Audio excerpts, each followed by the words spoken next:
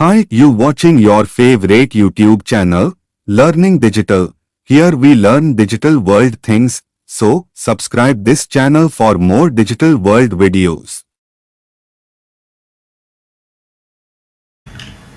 Welcome back. In the previous task, we have seen how to build our product catalog, and we have created different products with their own variants. In this task, we'll have a brief look at managing inventory. On the left-hand side, select Inventory to access the Inventory section. Here you can see information around all the products that you've been adding.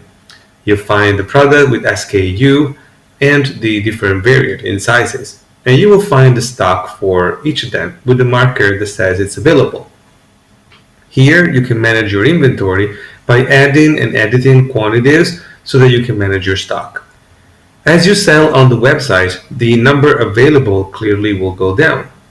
Here, if there is any wrong information, you can set by clicking the Set button and changing entirely the number. Let's say, for example, that you actually have only 5 t-shirts in stock of this kind.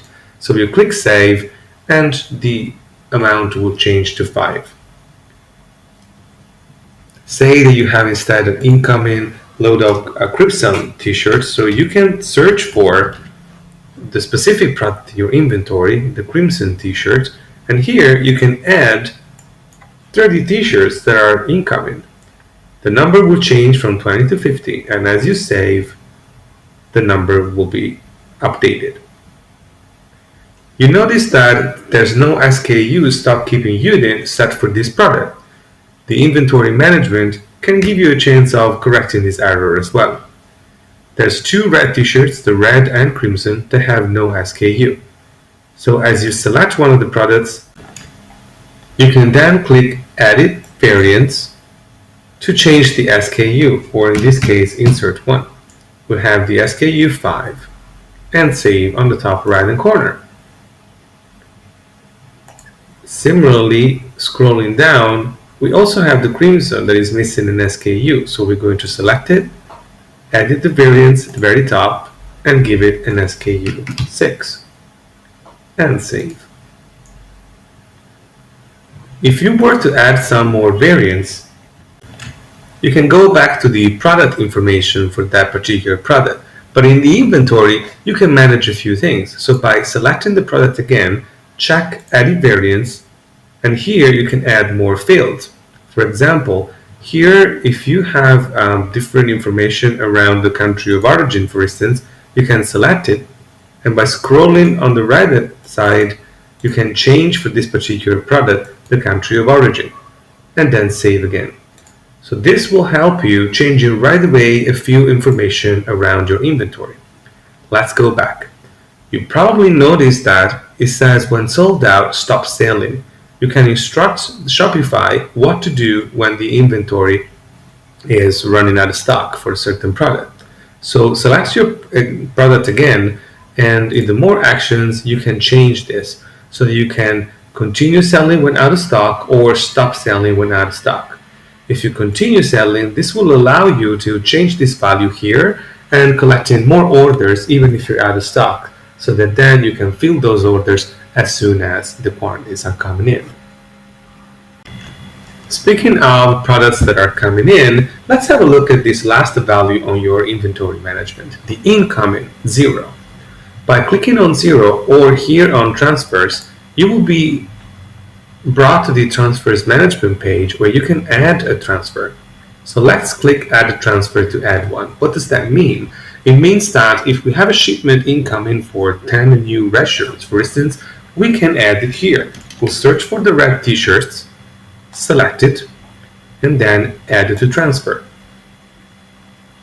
We'll add 10 more t-shirts, and we'll mark that we have a shipment expected for the 28th of December, for instance.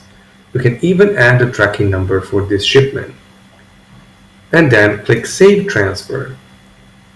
This will save the shipment information with the code directly in your inventory. So here, going back to inventory, you can see now that the red t-shirt has 5 available and 10 incoming. And as you click on 10, you can get information around the next shipment coming in. Let's click 0 on the next incoming for blue t-shirt. You will see that you can be brought right away to add a transfer, and this might be even easier as a new transfer for that particular product is automatically created. So you can start editing right away, and you have 10 new blue t-shirts that are coming in, let's say on the 30th of December. And we can save the transfer again.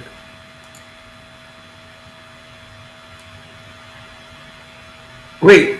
Now that we have learned how to manage the inventory, let's go back to inventory again. And let's mark now the blue t-shirts to 10 available, add 5 t-shirts to the medium size, and mark a 10 t-shirt shipment coming in for the crimson t-shirt on the 29th of December. Pause the video and resume when you're done. Let's review together how you have performed this short exercise. We have the blue t-shirt at a small size. We had to mark it to 10. So we just set 10 and save. The value is now updated to 10. We also have medium blue t-shirt. We have to add 5. So we'll add 5 and save. And now the quantity has changed to 20.